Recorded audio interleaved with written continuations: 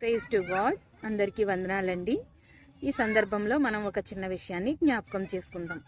ఒక ఊర్లో ఒక వ్యక్తి తనకి అనుకూలమైన ఒక మంచి ఇంటిని నిర్మించుకోవడం జరిగింది.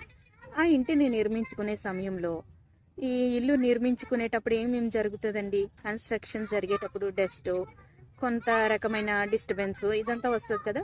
సో కొంత డస్ట్ కానీ ఒక కర్ర ఏదో ఇంకొక ఇంటి మీద పడడం జరిగింది.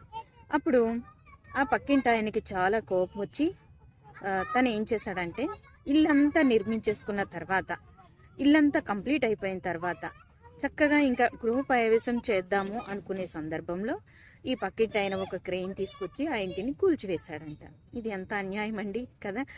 సో దేవుడు, పరలోకమందున్న దేవుడు మనల్ని తనకిష్టమైనట్టుగా నిర్మించుకుని తనకి నివాసానికి అనుకూలంగా, తనకి సౌకర్యవంతంగా, పరిశుద్ధునిగాను పవిత్రునిగాను ఆయన తన యొక్క ఇష్టానుసారంగా మనల్ని నిర్మించుకున్న తర్వాత మనలో ఒక చిన్న కోరిక వల్ల, ఒక చిన్న ఆశ వల్ల మనము పాపం అనే ఆయుధంతో ఆయన యొక్క ఆలయాన్ని పాడు చేస్తున్నాం. ఇది ఎంతవరకు న్యాయం? మనందరం ఆలోచించి మన యొక్క దైనందినిక జీవితంలో మనం చేసే ప్రతి పనిని ప్రతి సందర్భంలోనూ ప్రతి సమయంలోనూ జ్ఞాపకం చేసుకుని దేవునికి మహిమకరంగాను, దేవునికి ఇష్టముగాను, దేవునికి అనుకూలముగాను మనం జీవించాలని, మనల్ని మనమే సరిచేసుకుంటూ ఆయనకి మహిమ తెచ్చే బిడ్డలుగా మనం ఈ లోకంలో జీవించాలని మనవి చేసుకుంటూ వందనాలు.